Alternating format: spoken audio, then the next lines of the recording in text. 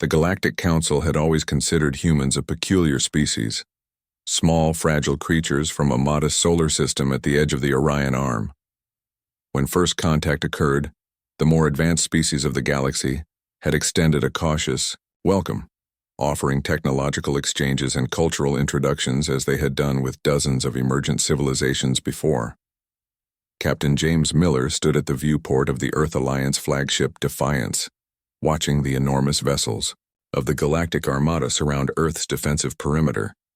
His weathered face showed no fear, only a quiet resignation. "They never listened," he said to Commander Tom Reed beside him. "We told them what would happen." Reed nodded. "Humans have always been transparent about who we are."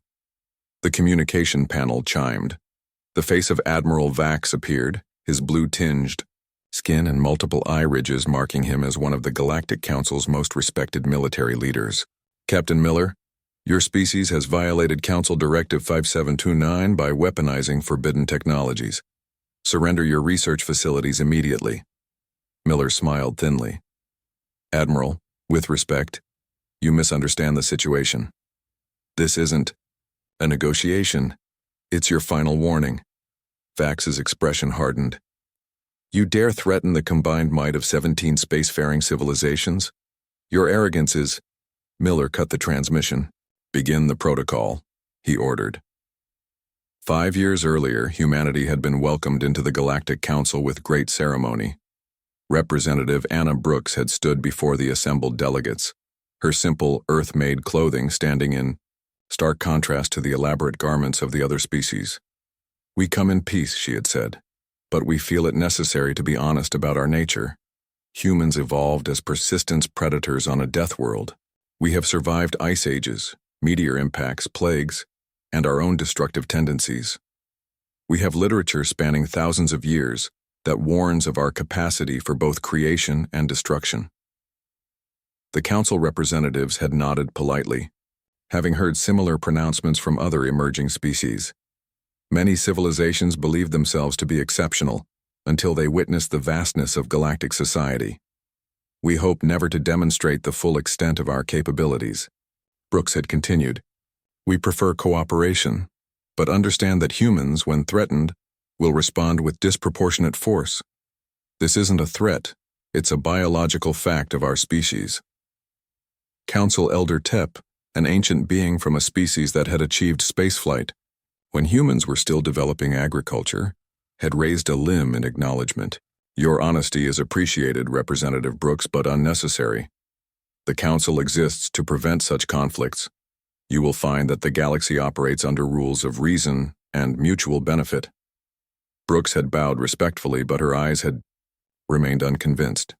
The misunderstanding took only 3 years to materialize. Human innovation had accelerated exponentially with access to alien technologies.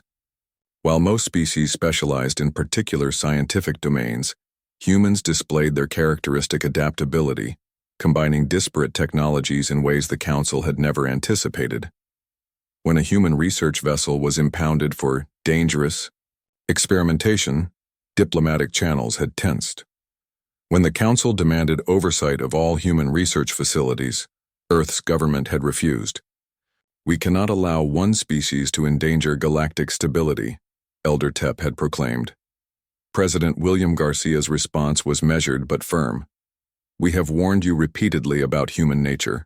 We do not respond well to threats or coercion. We ask only for the same autonomy granted to other council members."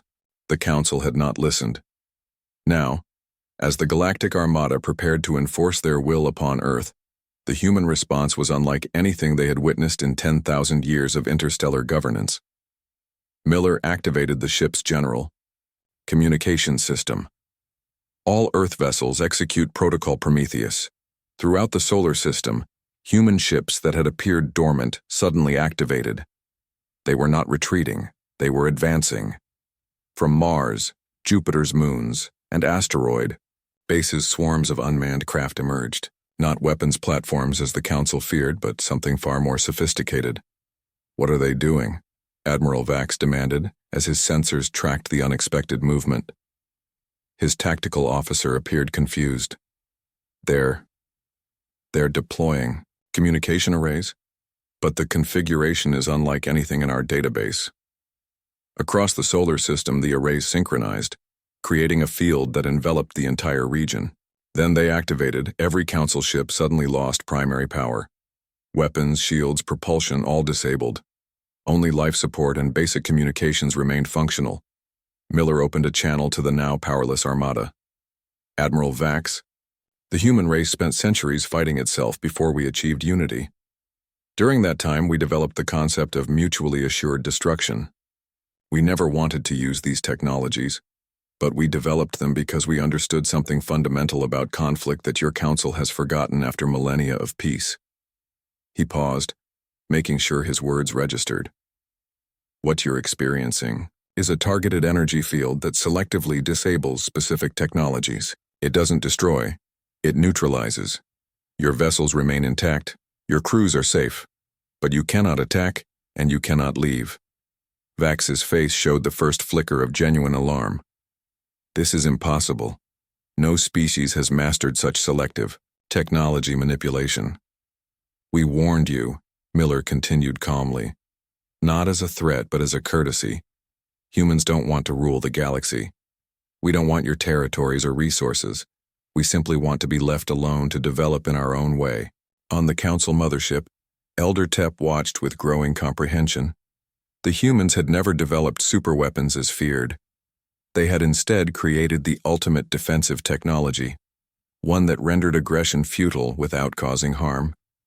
We have just disabled the combined military might of 17 advanced civilizations without firing a single shot or taking a single life, Miller concluded. Consider carefully what that means before you decide your next action. The message was clear. Humanity had found a way to neutralize any threat without resorting to destruction. As the council leaders conferred in emergency session, a simple truth dawned on them.